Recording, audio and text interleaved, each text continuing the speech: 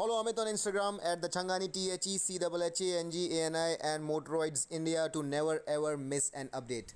नमस्कार दोस्तों, स्वागत है आपका मोटरॉइड्स में। मेरा नाम है अमित और ये है पोलो 1.0 TSI जो कि पहले थी 1.2 TSI, लेकिन अब यहाँ पर इंजन चेंज हो गया है। नया इंजन है, ज़्यादा पावर है, टॉर्क पहले जितनी ही है। परफॉर्मेंस कैसा है, नए फीचर्स क्या हैं और क्या आपको ये लेनी चाहिए, क्या आपके पास कोई ऑल्टरनेटिव्स हैं इस सेगमेंट में, उन सब की बातें बाद में करेंगे। पहले स्टीयरिंग के पीछे बैठते हैं और समझते हैं गाड़ी चलती कैसे है। तो दोस्तों, पोलो TSI कोई नई कार नहीं है, लेकिन यहाँ पर जो पहले इंजन था वो था 1.2 लीटर। तो अब यहाँ पर 1.0 लीटर जो कि एक छोटा इंजन है, उसके आने से क्या पावर कम हुई है। आपको ये जान के खुशी होगी कि पावर यहाँ पर उल्टा बढ़ गई है। यहाँ पे लगभग 5 हॉर्स पावर की पावर आपको ज़्यादा मिलती है और टॉर्क जो है वो पहले जितनी ही है। तो परफॉर्मेंस के मामले में आपको कोई कमी नहीं मिलेगी। ये इंजन जो है ये ज़्यादा बड़ी गाड़ियों को भी पावर करता है। आपको ये स्कोडा रैपिड में भी मिलेगा, जिसका हमने रिव्यू कर दिया है, ऊपर लिंक आपको मिल जाएगा। और साथ ही फोक्सवैगन की वेंटो को भी ये पावर करता है। बड़ा ही ज़बरदस्त इंजन है, छोटा होने के बावजूद बहुत ज़्यादा फन टू ड्राइव है। पावर आउटपुट यहाँ पर जो आपको मिलता है वो है 110 PS, जो कि इस सेगमेंट में सबसे बेहतरीन है।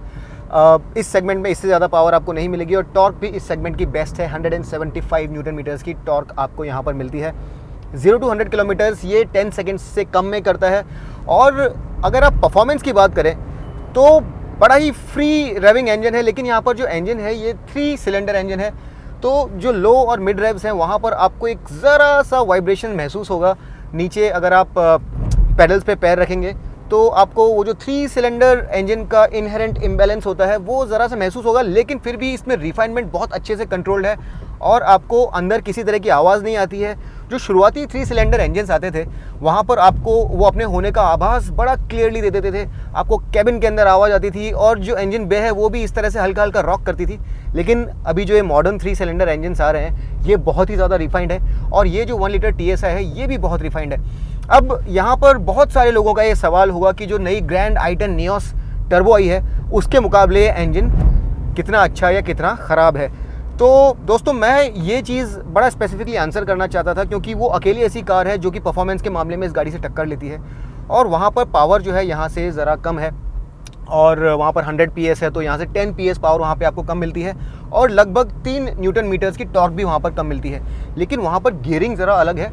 और अगर आप गियरिंग की बात करें तो यहाँ पर अगर आप फर्स्ट गियर में देखेंगे तो आप 50 किलोमीटर पर आवर तक पहुँचते हैं और वहाँ आप 60 किलोमीटर पर आवर तक पहुँचते हैं फर्स्ट गियर में। तो उसकी जो गियरिंग है ज़रा टॉल है, लेकिन सेकंड गियर में वो गाड़ी एग्जैक्टली आपको 110 किलोमीटर तक लेकर के जाती है और ये गाड़ी जो है ये 100 किलोमीटर पर आवर की ट्रू स्पीड से ज़रा नीचे रुकती है सेकंड गियर में। जिसका मतलब ये है कि true speed 100 kilometre per hour तक पहुंचने के लिए आपको एक गियर और डालना पड़ेगा, जहां पर इसे वो कुछ जो 1 मिली सेकेंड होता है वो ज़रा ज़्यादा लगेगा, लेकिन फिर भी ये बहुत क्विक गाड़ी है। आप अगर फ्यूल एफिशिएंसी की भी बात करें तो ग्रैंड i10 नियोस टर्बो में आपको 20.3 kmpl के आसपास फ्यूल एफिशिएंसी मिलती है। यहाँ पर 18.3 kmpl की फ्यूल एफिशिएंसी मिलती है, जो कि ज़रा कम है, लेकिन रियल वर्ल्ड में यहाँ पर भी आपको ठीक ठाक फ्यूल एफिशिएंसी मिलती है। सिटी में आपको 13 to 14 kmpl के आसपास फ्यूल एफिशिएंसी मिलेगी और हाईवे पे आपको लगभग 17 किलोमीटर्स पर लीटर की फ्यूल एफिशिएंसी मिलेगी। अब इस इंजन का जो कैरेक्टर है ये ऐसा है कि आपको 1000 RPM के बाद एक हल्का पुल मिलने लगता है और उसके बाद 1500 RPM 1600 RPM के आसपास आपको ये महसूस होने लगता है कि टर्बो प्रॉपर्ली स्पूल अप हो रहा है। लेकिन जो एक प्रोनाउंस किक है वो आपको 2500 RPM के बाद मिलेगी और फिर ये गाड़ी बहुत ही तेज़ी के साथ पुल करती है, बहुत स्ट्रांगली पुल करती है। इनफैक्ट ये तो हल्की कार है, लेकिन जो रैपिड है या वेंटो है वहाँ पर भी बहुत तेज़ी से पुल करती है और 6000 RPM तक बहुत स्ट्रांगली पुल करती है। वहाँ के बाद जो इसका एक्सेलरेशन है वो ज़रा धीमा पड़ जाता है। पावर जो है मैक्सिमम वो 5000 to 5500 RPM के बैंड में बनती है और टॉर्क भी बहुत नीचे से आपको मिलना शुरू हो जाता है। 1750 RPM से लेकर के 4000 का वाइड बैंड जो है इसके बीच में आपको यहाँ पे टॉर्क मिलती है। तो बहुत ही अच्छा इंजन है, ट्रैक्टेबल भी है, ड्राइवेबल भी है। ऐसा नहीं है कि छोटा इंजन है तो ड्राइवेबल नहीं है। यहाँ पर आपको ट्रैक्टेबिलिटी में किसी तरह की कोई प्रॉब्लम नहीं होगी। ये देखिए गियर बॉक्स यहाँ पर आपको सेगमेंट में अकेला 6 स्पीड गियर बॉक्स मिलता है। बहुत ही स्लिक शिफ्टिंग गियर बॉक्स है, किसी तरह की कोई कंप्लेंट नहीं है यहाँ पर। यहाँ पर जो अच्छी बात है वो ये है कि थ्रोज बड़े शॉर्ट हैं और लाइट बहुत ज़्यादा नहीं है, लेकिन फिर भी इसका जो शिफ्ट एक्शन है बहुत ही ज़्यादा रीअश्योरिंग है। किसी तरह की कोई नॉचीनेस नहीं है, किसी तरह की कोई रबरीनेस नहीं है, एकदम high quality precise gear shift आपको मिलता है। अब देखिए, पावर अकेली किसी गाड़ी को ड्राइवर्स कार नहीं बना सकती। मुझे याद है जो पुरानी जनरेशन वाली वर्ना आती थी, यानी पुरानी से भी पुरानी वाली जनरेशन, उसमें आपको डीजल जो आता था उसमें टॉर्क बहुत ज़्यादा थी, लेकिन उस गाड़ी को चलाना मतलब उस गाड़ी का स्टीयरिंग बिल्कुल भी प्रिसाइज नहीं था, सस्पेंशन बड़ा वियर्ड था। तो जो सॉलिड इंजीनियरिंग है वहाँ पर इंजन, ट्रांसमिशन, सस्पेंशन, सब चीज़ें एक साथ जब आती हैं, स्टीयरिंग, तब जाकर के गाड़ी एक फन टू ड्राइव कार बनती है। और यहाँ पर आपको वैसा ही महसूस होगा। जो ड्राइविंग पोजीशन है, जिस तरह से इंजन एक्सेलरेट करता है, जो स्टीयरिंग है ये बहुत ज़्यादा हार्ड नहीं है। हालांकि आपको जो जर्मन सॉलिड इंजीनियरिंग है ये महसूस होगी। आप स्लो चलाएंगे तब भी यहाँ पर एक भार महसूस होगा जो कि आपको और किसी गाड़ी में नहीं मिलेगा। लेकिन जो प्रिसिशन है स्टीयरिंग का, जिस तरह से ये गाड़ी चलती है, जिस तरह से आपको ग्रिप मिलती है, वो एकदम लाजवाब है। जिस तरह से न्यूट्रली ये गाड़ी कॉर्नर्स पे बिहेव करती है, उस तरीके से आपको इस सेगमेंट में उतना रीएश्योरिंग कोई और गाड़ी बिहेव करती हुई नज़र नहीं आएगी। ये जो स्टीयरिंग है ये बहुत ही प्रिसाइज है। आप इसे जहाँ चाहे वहाँ प्लेस करें, आपको एग्जैक्टली पता होता है कि गाड़ी कहाँ जा रही है। ख़ास तौर पर जब आप कॉर्नर्स पे जाते हैं तो जो फीडबैक मिलता है इससे आपको, यानी कि जहाँ पर आपको गाड़ी को लेकर के जाना है वहाँ पे किसी तरह का शक और शुबा नहीं रहता है। तो जो ड्राइवर्स कार है वहाँ पर ये सारी चीज़ें बड़ी इंपॉर्टेंट होती हैं। इसका सस्पेंशन जो है ये बड़ा ही लाजवाब है। बहुत स्लो स्पीड्स पर ज़रा फर्म है, लेकिन जैसे ही गाड़ी स्पीड पकड़ती है आपको मज़ा आ जाएगा। आपको ऐसा लगेगा कि आप कोई बड़ी ही बेहतरीन गाड़ी चला रहे हैं। तो ये जो सारी चीज़ें हैं ये मिलके इसे बड़ा ही आनंददायक अनुभव बना देती हैं। और इस बारे में कोई दो राय नहीं है कि पोलो TSI जो है ये अपने 1 लीटर इंजन के साथ में भी इस सेगमेंट की सबसे बेहतरीन गाड़ी है चलाने के लिए। अगर आपको गाड़ी चलाने में मज़ा आता है तो ये जो हैचबैक है purely from a drivers perspective बेहतरीन है। इस बारे में कोई दो राय नहीं है। यहाँ पर टायर्स भी आपको सेगमेंट लीडिंग वाइड टायर्स मिलते हैं, 195 सेक्शन के बड़े 16 इंच व्हील्स मिलते हैं। और ये जो सारी चीज़ें हैं इसे बहुत ही बेहतरीन ड्राइवर्स कार बना देती हैं। और आप इसे चाहे शहर में चला रहे हो, चाहे आप इसे वीकेंड पर घाट सेक्शन में चलाएं, आपको बहुत मज़ा आएगा। काफ़ी कंफर्टेबल भी है, हल्का सा फर्मनेस है, लेकिन ये डिस्कम्फर्ट में प्रोनाउंस नहीं होता है। केबिन जो है बहुत अच्छे से इंसुलेटेड है, बाहर की किसी तरह की कोई आवाज़ अंदर नहीं आती है। आपको बहुत मज़ा आएगा गाड़ी चला करके। फ्यूल एफिशिएंसी सेगमेंट बेस्ट नहीं है। अंदर अगर आप स्पेस की बात करें तो बहुत ज़्यादा स्पेस नहीं है। हालांकि बूट यहाँ पर अच्छा खासा है, लेकिन स्पेस जो है वो थोड़ा सा कॉन्स्ट्रिक्टेड है। ओवरऑल काफ़ी प्रैक्टिकल कार है। ऐसा नहीं है कि ये गाड़ी आप चला रहे हैं तो आपको प्रैक्टिकलिटी में कहीं पर कोई कमी आएगी। इंडियन कंडीशंस के हिसाब से प्रैक्टिकल भी है और चलाने में भी आपको बहुत ज़्यादा मज़ा आएगा। ओवरऑल अगर आप एक एंथुसियास्ट हैं तो एक हैचबैक सेगमेंट में ड्राइवर्स कार की तलाश आपकी यहीं पर ख़त्म होनी चाहिए। अब चूंकि इस सेगमेंट के अंदर ग्रैंड आई-10 नियोस टर्बो भी आ गई है, तो मैं ज़रा आपको पहले ये बता दूं कि ये जो गाड़ी है इसके डायमेंशंस उस गाड़ी के साथ कैसे मैच करते हैं। ये ज़्यादा लंबी है, ये ज़्यादा चौड़ी है, इसका व्हील बेस भी ज़्यादा लंबा है, लेकिन ग्रैंड आई-10 नियोस इससे ज़्यादा ऊंची है। हालांकि इस गाड़ी को बहुत साल हो गए हैं, ये गाड़ी बहुत सालों से इंटरनेशनल मार्केट में है, इंडियन मार्केट में भी है, लेकिन जो एक टाइमलेस डिज़ाइन होता है उसका सबसे बड़ा एडवांटेज ये होता है कि गाड़ी जैसे जैसे पुरानी होती जाती है वैसे वैसे उसका रूप भी निखरता जाता है। और इतने साल होने के बावजूद भी ये गाड़ी अभी भी अपने सेगमेंट के हिसाब से काफ़ी प्रोपोर्शनेट, काफ़ी खूबसूरत लगती है। वक्त हो चला है तो आपकी नज़रों में ऐसा आपको लगता होगा कि अब इसे बदलना चाहिए, लेकिन अगर आप आज भी इसे as a standalone design देखें तो ये गाड़ी बहुत ही प्रोपोर्शनेट लगती है, एकदम वेल डिज़ाइन। मेरे ख्याल से बड़ा ही टाइमलेस डिज़ाइन है ये पोलो का, और ये डेफिनेटली एक क्लासिक के तौर पर लिखी जाएगी हिस्ट्री में। चलिए अब हम लोग बात करते हैं कि यहाँ पर नया क्या क्या है। बेसिकली नया बहुत ज़्यादा कुछ है नहीं, इंजन के बारे में मैं आपको बता चुका हूँ। यहाँ पर कुछ चीज़ें मिसिंग ज़रूर है। यहाँ पर आपको LED DRLs या फिर LED हेडलाइट्स या फिर इवन प्रोजेक्टर लैंप्स नहीं मिलते हैं, लेकिन ये हेडलाइट्स जो हैं ये अपने आप में काफ़ी अच्छी हैं। रात को इल्यूमिनेशन इनका काफ़ी अच्छा है। ये जो फॉग लैंप्स आप देख रहे हैं ये कॉर्नरिंग फंक्शन के साथ है। और अब यहाँ पर ये जो बम्पर है ये ज़रा सा फ्लेयर्ड है इस क्लैडिंग के साथ में, और ये क्लैडिंग जो है पूरी गाड़ी के चारों तरफ आपको मिलेगी। इनफैक्ट अगर आप इसे पीछे से देखेंगे तो यहाँ पर इसे एक फॉर डिफ्यूज़र जैसा लुक भी दिया गया है।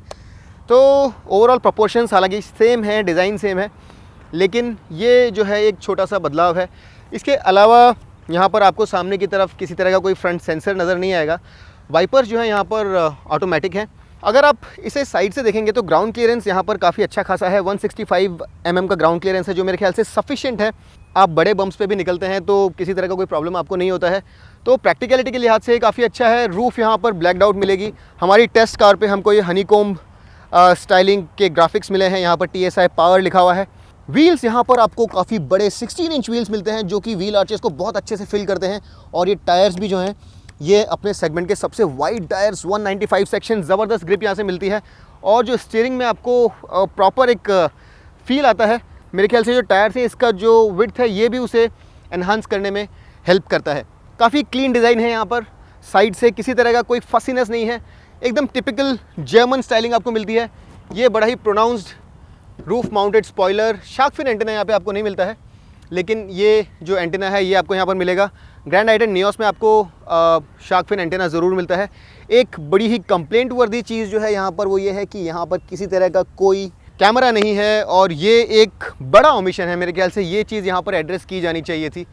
कैमरा नहीं होना मेरे ख्याल से एक प्रॉब्लम है। पीछे आपको सेंसर्स मिलते हैं, लेकिन ये आपको सभी गाड़ियों में मिलते हैं आजकल, तो ये कोई बहुत बड़ी मेंशनेबल चीज़ नहीं है। टेल लैंप्स भी पहले वाला ही है, और यहाँ पर आपको किसी तरह का कोई एलईडी एलिमेंट नहीं मिलेगा आगे की तरह। यहाँ पर आपको रेयर वॉश और वाइप मिलता है, जो मेरे ख्याल से एक मेंशनेबल चीज़ है, क्योंकि ग्रैंड आई-10 नियोस टर्बो में आपको ये फीचर नहीं मिलेगी। वो सिर्फ स्पोर्ट्स वेरिएंट में अवेलेबल है, और अनफॉर्चुनेटली ह्यूंडई ने वहाँ पर रेयर वॉश वाइप नहीं दिया है। तो ये जो एडवांटेज है यहाँ पर आपको मिलेगा, और ये एक ऐसी फीचर है जो बहुत ज़रूरी है, ख़ास तौर पे बारिश के सीज़न में आपकी विजिबिलिटी को बहुत हैम्पर कर सकता है अगर आपके पास ये फीचर अवेलेबल नहीं हो। ओवरऑल बहुत ही खूबसूरत गाड़ी है, लेकिन मेरे ख्याल से इसका वक्त हो चुका है। हो सकता है ये गाड़ी बहुत जल्द रिप्लेस हो जाए, इंटरनेशनल मार्केट में इसका नया वर्जन आ चुका है, लेकिन स्टैंड अलोन बड़ी ही खूबसूरत लगती है, बड़ी ही टाइमलेस लगती है। चाबी पहले वाली ही है, यहाँ पर कोई चेंज नहीं है, और आपको कीलेस एंट्री नहीं मिलती है, आपको अनलॉक करना होगा। लेकिन एक जो फीचर यहाँ पर बड़ी यूनिक है वो ये है कि अगर आप इसे जब अनलॉक करते हैं तो सारी विंडोज़ रोल डाउन हो जाती हैं अगर आप इसे दबा करके रखें, और वैसे ही अगर आप लॉक करके इसे दबा करके रखें तो सारी विंडोज़ जो हैं रोल अप हो जाती हैं। आपको इसे अनलॉक करना होगा। रिमोट बूट अनलॉक आपको यहाँ पे मिलता है, और अंदर आपको ऑल ब्लैक इंटीरियर्स मिलेंगे जो कि पहले जैसे ही है। एंट्री इजी है, ड्राइवर सीट हाइट एडजस्टेबल है, काफ़ी अच्छी है, सपोर्टिव है, बहुत बड़ी नहीं है, लेकिन मेरे ख्याल से सफिशिएंट है। आप में से जो लोग 6 फुट तक के हैं उन्हें हेडरूम में भी कोई तकलीफ़ नहीं होगी। वैसे आप इसे नीचे करके और भी थोड़ा स्पेस बना ही सकते हैं। यहाँ पर 1 लीटर वाटर बॉटल आ जाएगी। सारे विंडोज़ जो हैं 1 टच अप एंड डाउन है, ये देखिए।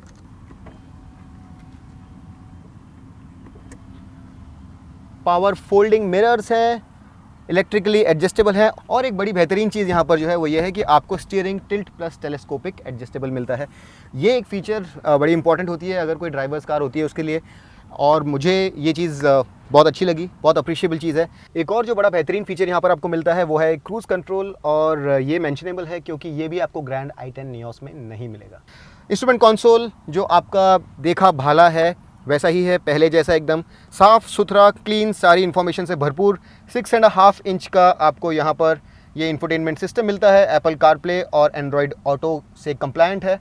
यहाँ पर आपको 4 स्पीकर सिस्टम मिलेगा जिसकी ऑडियो क्वालिटी इस सेगमेंट के हिसाब से ठीक ठाक है, ख़राब नहीं है, सेगमेंट लीडिंग भी नहीं है, लेकिन यहाँ पर क्रिस्प साउंड मिलती है आपको। आप में से जो लोग ऑडियो फाइल्स हैं उन्हें शायद थोड़ी तकलीफ हो, लेकिन ईजी लिसनिंग के लिए मेरे ख्याल से कोई प्रॉब्लम नहीं है। डैशबोर्ड की quality plastic soft to touch नहीं है, लेकिन बड़ा ही सॉलिड फील यहाँ पर आपको आएगा। सब कुछ बहुत करीने से एकदम साफ़ सुथरे तरीके से बनाया हुआ है। कीलेस एंट्री नहीं है, पुश बटन स्टार्ट नहीं है, जो कि आपको ग्रैंड आई-10 नियोस में भी नहीं मिलता है, लेकिन आपको यहाँ पर ये एडजस्टेबल आर्मरेस्ट मिलता है जो कि हाइट के लिए भी एडजस्टेबल है। ये देखिए, इस तरह से आप इसे हाइट के लिए एडजस्ट कर सकते हैं, और इसके अंदर आपको एक सेलफोन या वॉलेट रखने के लिए भी स्पेस मिलता है। उसके साथ ही यहाँ पर आपको ये एक एडिशनल स्पेस मिलता है। यहाँ पर आप चाहें तो कुछ की या कॉइन्स रख दें, और आगे आपको 2 कप होल्डर्स मिलते हैं, लेकिन यहाँ पर आपको वायरलेस चार्जिंग नहीं मिलती है। उसके साथ ही ये 12 वोल्ट का पावर सॉकेट है, ये USB सॉकेट है, एक SD कार्ड रीडर है, और ये ऑक्स इन है। क्लाइमेट कंट्रोल जो है ये ऑटोमेटिक है। बटन्स की क्वालिटी बड़ी ज़बरदस्त, जैसी आप एक्सपेक्ट करते हैं फोक्सवैगन से उसी तरह की क्वालिटी, बहुत ही सॉलिड, रीअश्योरिंग। इंफोटेनमेंट सिस्टम जो है वो ड्राइवर की तरफ ज़रा सा टिल्टेड है, और ग्लव बॉक्स जो है काफ़ी अच्छा खासा बड़ा ग्लव बॉक्स जिसमें कूलिंग फंक्शन भी है। ग्रैंड आई-10 नियोस टर्बो के अंदर आपको ये कूल्ड नहीं मिलेगा, तो यहाँ पर ये एक एडवांटेज आपको एडिशनल मिलता है। यहाँ पर आपको पैसेंजर साइड पर वैनिटी मिरर मिलता है, और यहाँ पर टोल टिकट होल्डर नज़र आएगा। Lights auto dimming rear view mirrors, जो कि मेरे ख्याल से काफ़ी अच्छा फीचर है। ओवरऑल ऐसी कोई बहुत ज़्यादा बड़ी ओमिशन मुझे यहाँ पर नज़र नहीं आती है, लेकिन जो एक बड़ी चीज़, जैसा मैंने आपको पहले भी बताया था, वो ये है कि रिवर्स में लगाने पर आपको रेयर व्यू कैमरा नहीं मिलेगा। तो वो मेरे ख्याल से अगर फीचर यहाँ दी जाती तो अच्छा रहता। अदरवाइज़ ये काफ़ी वेल इक्विप्ड है। यहाँ पर वायरलेस चार्जिंग नहीं है जो कि आपको ग्रैंड आई-10 नियोस में मिलेगी। वहाँ पर इंफोटेनमेंट सिस्टम जो है वो भी ज़्यादा बड़ा 8 इंच का इंफोटेनमेंट सिस्टम मिलता है विद आर्टेमिस साउंड मोड। लेकिन ओवरऑल मेरे ख्याल से अगर आप देखने जाएँ तो ये भी काफ़ी वेल इक्विप्ड गाड़ी है। यहाँ पर आपको 2 एयरबैग्स मिलते हैं। ESP और स्टेबिलिटी कंट्रोल यहाँ पर अब आपको नहीं मिलता है, तो वो एक ऐसा फीचर है जो पहले आपको नज़र आता था यहाँ पर, अब यहाँ पर मौजूद नहीं है। हेडरेस्ट एडजस्टेबल है और स्टीयरिंग का जो फील है वो स्लो स्पीड पर भी इतना ज़बरदस्त आपको महसूस होगा। जो राइड है इस गाड़ी की, जिस तरह से एक सॉलिड जर्मन गाड़ी को चलना चाहिए उस तरीके से ये गाड़ी चलती है। एक छोटी गाड़ी होने के बावजूद भी जिस तरह का सॉलिड फील यहाँ पर आपको महसूस होता है, खास तौर पर जब ये गाड़ी मूव करना शुरू करती है, वो इसे वाकई में खास बना देता है। चलिए पीछे देखते हैं स्पेस कितना है। तो चलिए दोस्तों, अब हम यहाँ पर पीछे बैठते हैं और ये बड़ी ही क्लियर सी बात है कि यहाँ पर जो नी रूम है ये सेगमेंट लीडिंग नहीं है। हालांकि बूट यहाँ पर 280 लीटर्स का है, जो कि थोड़ा बड़ा है 20 litres grand i10 Nios turbo से। लेग रूम ठीक ठाक है। अच्छी बात जो है वो ये है कि ये थाई सपोर्ट जो है ठीक ठाक है, ये बिल्कुल आपको निराश नहीं करेगा। सीट जो है ये काफ़ी इंक्लाइंड है, स्लोप्ड हैं बकेट सीट्स के तौर पर। जनरली जो सीट्स होती हैं वो थोड़ा फ्लैट होती हैं, ये नीचे की तरफ इंक्लाइंड है थोड़े एक्स्ट्रा सपोर्ट के लिए। और ये जो हेडरेस्ट हैं ये भी एडजस्टेबल है। ग्रैंड i10 नियोस टर्बो में आपको एडजस्टेबल हेडरेस्ट नहीं मिलते हैं, तो ये यहाँ पर एक एडवांटेज है। लेकिन यहाँ पर आपको किसी तरह का कोई आर्मरेस्ट नहीं मिलेगा। एक AC वेंट ज़रूर मिलेगा आपको पीछे, जो कि कूलिंग को बेटर कर देता है। एक बॉटल होल्डर है यहाँ पर और एक 12 वोल्ट का पावर सॉकेट भी आपको यहाँ पर नज़र आएगा चार्जिंग के लिए। ऊपर आपको ये हैंडल नज़र आएगा। पीछे किसी तरह की कोई रीडिंग लाइट नहीं है, तो ये मेरे ख्याल से मिसिंग है। और बीच में किसी पैसेंजर के लिए कोई सीट बेल्ट भी नहीं है। आप चाहें तो ये पूरी की पूरी जो सीट है इसे नीचे गिरा सकते हैं, लेकिन ये 60-40 स्प्लिट नहीं है। एक और बड़ा ओमिशन जो है यहाँ पर, जैसा मैं देख रहा हूँ, वो ये है कि यहाँ पर आइसोफिक्स चाइल्ड सीट माउंट्स नहीं है, जो कि आप में से जिन लोगों के छोटे बच्चे हैं उन लोगों के लिए एक डिसीजन मेकिंग प्रॉब्लम हो सकती है। यहाँ पर आइसोफिक्स चाइल्ड माउंट्स यहाँ पर होने चाहिए थे। डोर पैनल्स को अगर आप देखेंगे तो यहाँ पर किसी भी तरह की कोई बॉटल के लिए मेरे ख्याल से जगह नहीं है। यहाँ पर ये जो स्पेस है यहाँ पर कम से कम ½ लीटर बॉटल के लिए जगह होनी चाहिए थी, जो यहाँ पर नहीं है, और ये चीज़ यहाँ पर एड्रेस की जानी चाहिए थी। ओवरऑल स्पेस इस सेगमेंट का बेस्ट नहीं है, लेकिन अगर आप हाइट देखें तो मेरे ख्याल से 6 फुट तक के लोगों को किसी तरह की कोई प्रॉब्लम नहीं होगी। और पोलो जो है इसकी बैक सीट इस सेगमेंट की सबसे कंफर्टेबल बैक सीट स्पेस के मामले में नहीं है। ओवरऑल अगर आप थाई सपोर्ट देखें तो ठीक है, लेकिन मेरे ख्याल से स्पेस जो है इस बारे में अगर आप कंप्लेंट करना चाहें तो थोड़ा सा कर सकते हैं। बूट को खोलने के लिए टिपिकल फोक्सवैगन फैशन में आप लोगों को इस तरह से टिल्ट करके इसे खोलते हैं और अंदर आपको स्पेस मिलता है 280 लीटर्स का। काफ़ी अच्छा खासा स्पेस है, इस सेगमेंट के बेस्ट बूट स्पेसेस में से एक है ये। और इसके नीचे आपको मिलेगा 14 इंच का 175 सेक्शन टायर स्टील रिम्स के ऊपर। फुल साइज़ नहीं है, लेकिन अगर आपका टायर पंक्चर होगा तो आई थिंक ये सफिशेंट है आपको सेफ्टी तक पहुंचाने के लिए। तो दोस्तों सीधी सी बात है, अगर आप एक एंथुसियास्ट हैं, अगर आपको गाड़ी चलाने में मज़ा आता है, अगर आप एक फ़न टू ड्राइव एलिमेंट के लिए एक हैचबैक लेना चाहते हैं, तो आपकी तलाश यहाँ पे ख़त्म होती है। इससे बेहतर गाड़ी आपको फॉर एन एंथुसियास्ट नहीं मिलेगी। ग्रैंड i10 नियोस टर्बो भी है, स्ट्रेट लाइन परफॉर्मेंस के अंदर सीधी तौर पे मैं कहना चाहता हूँ कि वो गाड़ी से टक्कर देती है।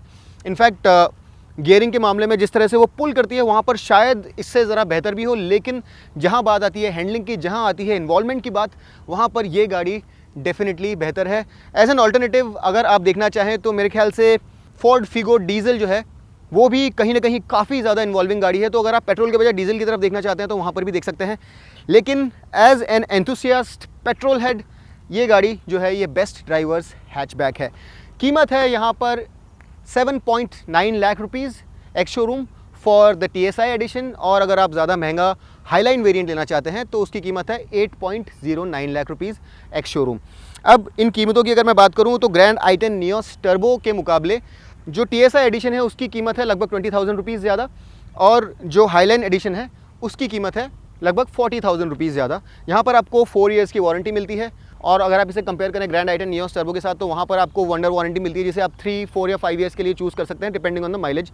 ओवरऑल अगर मैं नेगेटिव्स की बात करूँ तो यहाँ पर 2 बड़े नेगेटिव्स मुझे नज़र आते हैं, और वो है पहली बात यहाँ पर जो गाड़ी की उम्र है वो काफ़ी हो चुकी है। ये गाड़ी मेरे ख्याल से कुछ वक्त में शायद फेज़ आउट हो जाए। और दूसरी चीज़ जो है जो सर्विस और स्पेयर्स की कॉस्ट है वो फोक्सवैगन के साथ आपको ज़रा ज़्यादा महंगी पड़ती है, तो वो एक छोटी प्रॉब्लम है। बट ओवरऑल अगर आपको एंगेजमेंट चाहिए, इन्वॉल्वमेंट चाहिए, ड्राइविंग फ़न चाहिए, तो इससे बेहतर गाड़ी दूसरी मौजूद नहीं है। उम्मीद करता हूँ कि ये वीडियो जो था इसके द्वारा मैं आपके सारे सवाल न सिर्फ इस गाड़ी के बारे में बट इसके मोटे तौर पर ग्रैंड i10 नियोस टर्बो से कंपैरिजन के बारे में भी जो सवाल थे उन सब के जवाब मैं आपको दे पाया। फिर भी कुछ रह गया, छूट गया तो उसे कमेंट सेक्शन में डाल दीजिए, मैं सबके जवाब दे दूंगा। मुझे इंस्टाग्राम पे फॉलो कीजिए, मेरी आईडी है दछंगानी THECHHANGANI। मोटरॉइड्स को सब्सक्राइब करना मत भूलिए। वीडियो अगर अच्छा लगा हो तो इसे लाइक कर दीजिए, अपने दोस्तों के साथ शेयर कीजिए और वो बेल नोटिफिकेशन आइकन अगर आप हमारे सब्सक्राइबर हैं तो भी दबा दीजिए, ताकि हमारे सारे अपडेट्स आपको जल्दी जल्दी मिलते रहें। अगली बार तक के लिए मैं आपका दोस्त अमित आपसे विदा लेता हूँ। तब तक के लिए drive hard, drive free and drive safe.